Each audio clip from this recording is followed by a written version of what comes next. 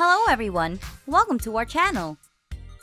Today's video is about people who break limits, principles, and rules. Some of them have done incredible things, while some have done illegal things. Let's find out more in this video.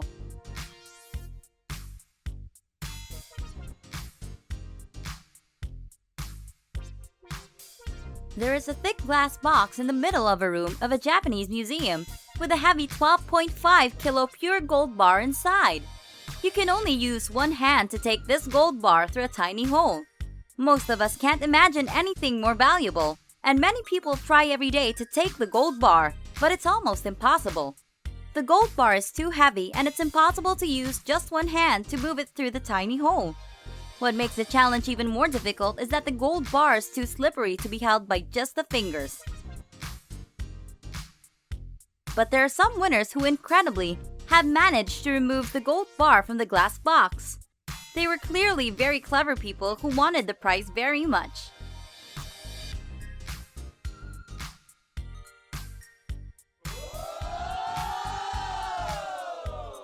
However, if you think it's easy to take the gold bar, you're wrong. It is too expensive for the museum to give the gold bars to many people. That's why anyone who manages to take this valuable bar gets 4,500 yen or 1 million Vietnamese dollars. Certainly a memorable prize.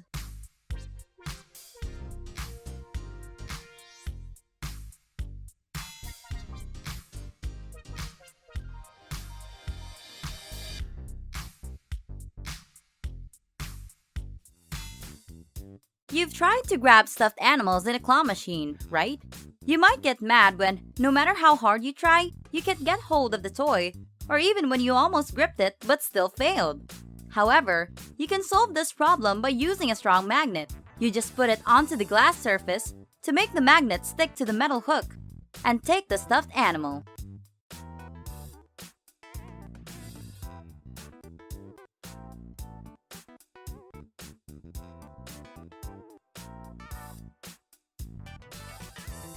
How many times have you wanted something to eat but don't want to spend money in a vending machine? You might settle for a cup of coffee or just go home. This man is the same. He decided to hack a vending machine. He stuck tape at the end of a bill, which is the same price as the food, and inserted it into the machine. Once the machine has registered the dollar, just pull out the bill and you've got a free snack. However, be careful with this hack. Law enforcement agencies won't accept any excuses for getting a free snack like this. They don't like any form of cheating when it comes to vending machines.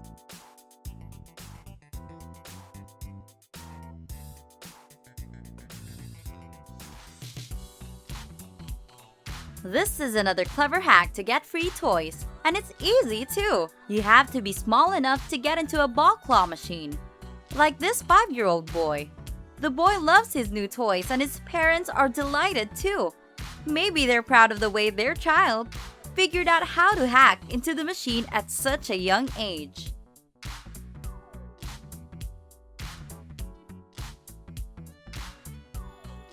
But you don't have to hack the claw machine that way. I guess the guy in this video filmed in China must have been really flexible. He really likes the toys and was really clever to jump into the arcade claw machine. He looked as if he could do different kinds of movements to be able to get in and out easily. However, you shouldn't try anything like that yourself. Imagine how horrible it would be to get stuck in this machine.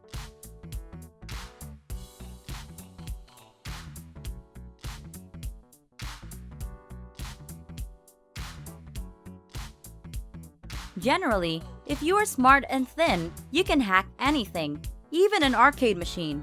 This machine is designed so you get points by throwing the balls into the basket. If you don't do it that way, you're cheating. But this boy obviously doesn't care about that. He hacks the machine by finding its shortage. This guy has found a way which can be used with both computers and smartphones. He has used a magnifying glass while playing games. But I wonder if this still works without splitting the images into individual pixels.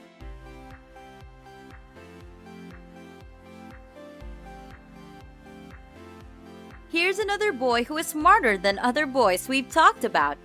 Instead of throwing the balls into the basket to win, he just shook the basketball hoop and the machine registered the movements. It's not a fair way to win, but he didn't care about that. He just thought it was a bit of fun.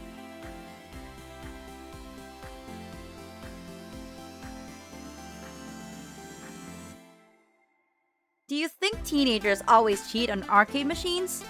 Here's another video. It's not easy to manually hit all the targets, but maybe the game designers haven't thought about these young talents. The boy jumped into the machine and won with a record score of 920. A resident has requested a loan of $5,000, but has only 2 weeks to pay it back. So he gave his sports car, a $250,000 Ferrari, as a guarantee. After 2 weeks, he returned the money with the interest of $15.41 and took back his car. When the bank employee asked why he did that, he said it is difficult to find a car park in New York that costs less than $15. By doing this, he found a convenient way to park his car without having to worry about it. I think this is a clever method.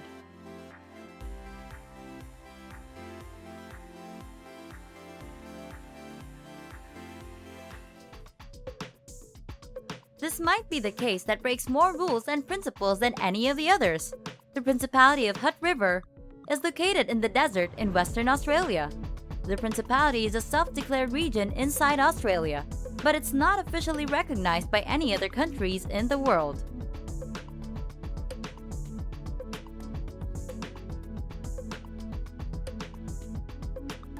In recent years, this principality exists separately from Australia and does not have a friendly relationship to it.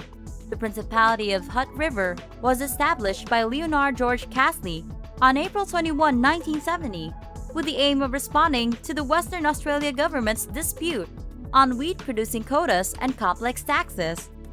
Castley helped the households which owned farms and plantations along the Hutt River to fight against the agricultural policies and quotas, and Mr. Castley filed a disagreement letter to the Western Australian governors. When the government rejected these requests, Castley sued them for $52 million.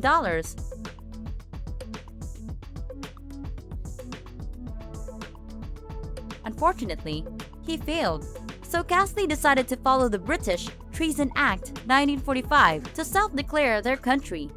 In the 80s, Hutt Province declared themselves as an individual country, but later on, this was overturned.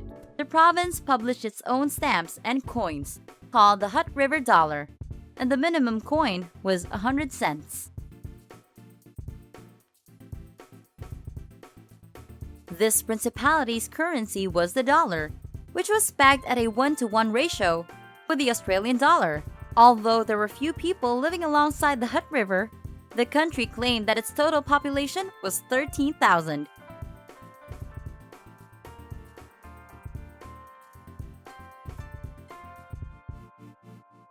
The Australian government didn't want to interfere in the province's affairs or with Mr. Castley himself. They allowed the country to exist in its own territory, as long as it didn't cause any serious problems. On February 27, the 91-year-old Castley, after ruling for 45 years, stepped down to support his son, Prince Graham. On February 13, 2019, Castley passed away after being sent to hospital with a chest infection.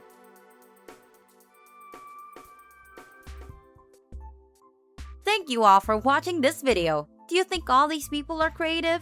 Let us know by leaving a comment below. If you found this video interesting, please like it and share it with your friends. Don't forget to subscribe for Top 10 Huyenbi and hit the bell button to get notified about our next amazing video. See you again!